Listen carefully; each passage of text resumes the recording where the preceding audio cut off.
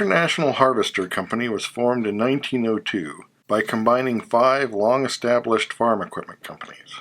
The merger was made under the guidance of the J.P. Morgan Bank and included both McCormick and Deering, instantly making it a leader in the field. 5 years later, they would expand into the realm of high wheelers, with the focus primarily on trucks. The Model A auto wagon used a 15 horsepower, 3.2-liter, 196 cubic inch, horizontally opposed twin with chain drive, and would quickly become a success. Then some tractor models would start to transition to the International Harvester branding, starting in 1911, although their existing brands such as Mogul and Titan would continue on. Both trucks and tractors would start to see just international badging beginning in 1914, while International Harvester started a campaign of taking over smaller tractor companies. The Model F truck would replace the auto wagon, no longer being a high wheeler, as it only had 36-inch wheels. It was a 4-cylinder, 1-ton truck with the radiator behind the engine to keep it protected.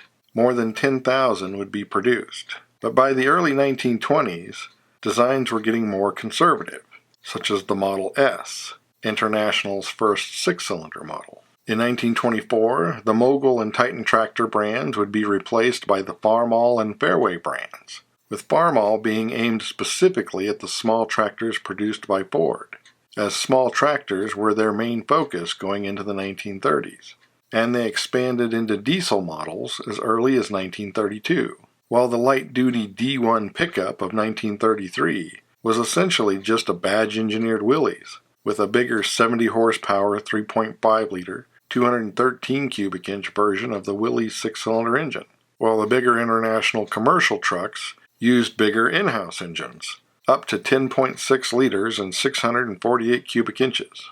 The C-Series that followed was basically an updated version of the same truck, but with more in-house construction. But it was the D2 introduced in 1937 that would make International a real player in the pickup market.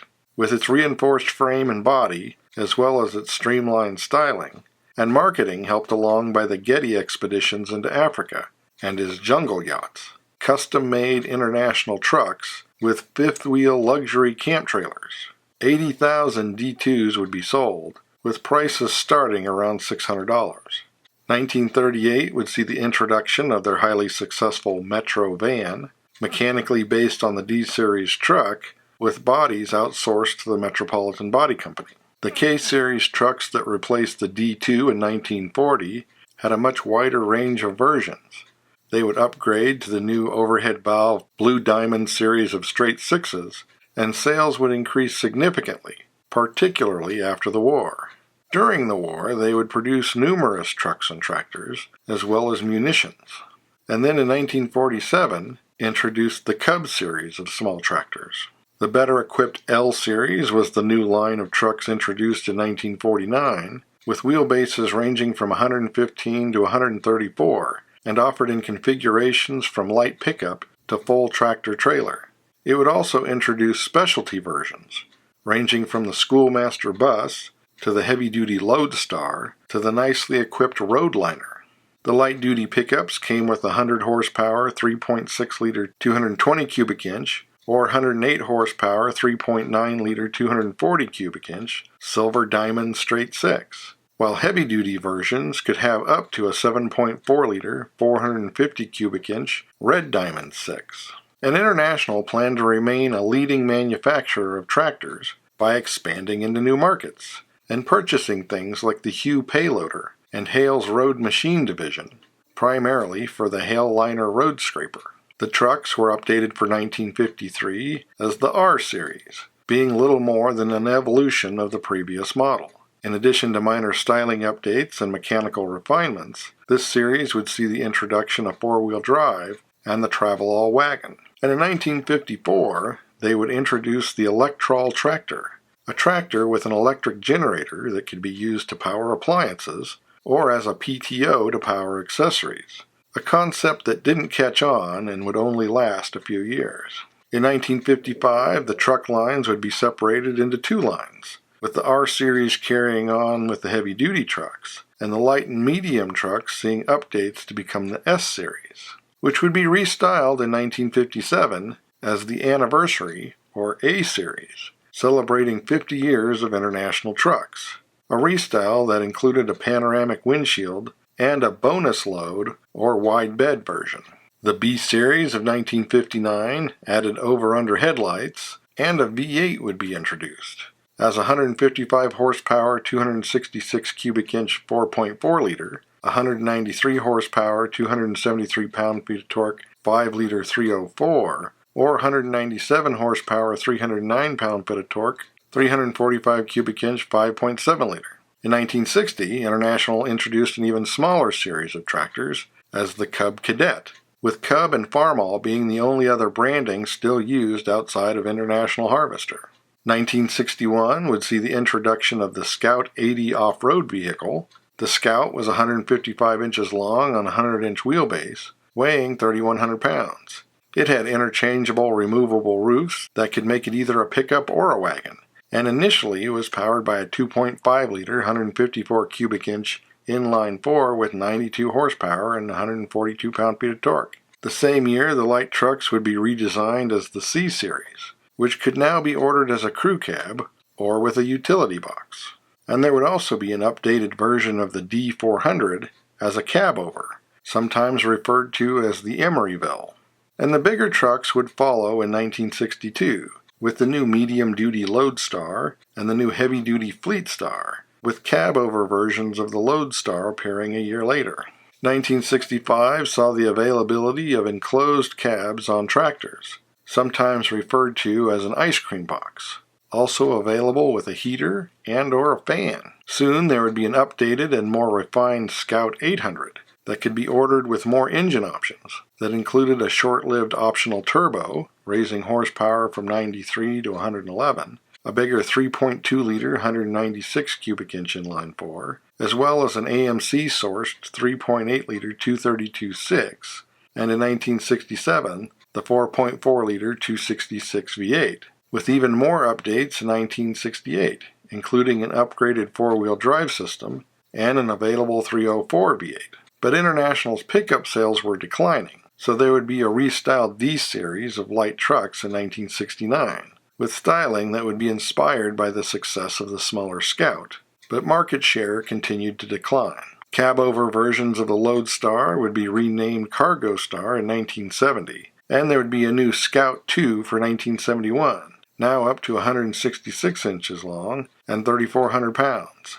The 4000 series that replaced the 400 series would also become known as the Transtar, as all the commercial line of trucks had become 1000 series, essentially just adding a zero to the existing 100 series. The heavy-duty Paystar series was introduced in 1972 to fit above the Fleetstar. Travelall and Pickup would be killed off after 1975 due to poor sales, leaving the Scout 2 as the only light vehicle, which would continue to get updates, including a bigger 258 AMC6, a 345 cubic inch V8, and a Nissan diesel, as none of their in-house diesels were small enough to fit. Starting in 1976, you could order a premium luxury package on its big trucks, identified as an Eagle. Then both the Fleetstar and the Lodestar would be replaced by a new S-Series in 1978. But the decade would end with an extensive cost-cutting campaign that closed factories, leading to a massive strike that would put an end to the Scout after 1980. Events that nearly killed the company, and assets would start to be sold off. In 1981, Cub Cadet was sold to MTD, the heavy equipment Payline division was sold to Dresser Industries, and their gas turbine Solar division to Caterpillar. Then they began sourcing diesel engines to Ford in 1983 as another source of revenue. But in 1985, the agricultural assets and the International Harvester name were sold to Tenneco to become Case International Harvester, and the commercial truck and engine division was renamed Navistar-International. The Transtar 4000 would evolve into the 9000 series that year. Then the S-Series trucks would go through an extensive restyle in 1989, inside and out, primarily to make them more aerodynamic and therefore more economical, with the Schoolmaster bus becoming the S3000. U.S. production of the 9000 series cab-over would end in 1998, with production moving to Brazil, where it remained until 2015. Other 9000 series trucks would be thoroughly updated in 2000. The Blue Diamond joint venture with Ford introduced a new 4000 series of medium-duty trucks in 2001, later to be called the Durastar, essentially putting an end to the S-Series the following year, while bus production became the realm of their subsidy, Integrated Coach. In 2004, the new Extreme truck, or XT series, would be offered as a non-commercial pickup for sportsmen to tow with. It was essentially a Model 7300 with a pickup bed from a Ford Super Duty. As such, it came with either a 220 horsepower 7.6-liter or 300 horsepower 8.6-liter inline-six turbo diesel, backed by a 5-speed Allison automatic with anti-lock drum air brakes. The ProStar of 2006 was an aerodynamically enhanced conventional Class 8 truck intended for long-distance highway travel. Starting in 2007, the Durastar became America's first diesel-electric hybrid truck. The 7000 series became the Workstar in 2008, a series built around the idea of full customization, offered with 2 or 3 driven axles in crew or extended cab. There would be a new premium version of the ProStar starting in 2009 called the Lone Star. It was supposed to have classic style while optimizing aerodynamics.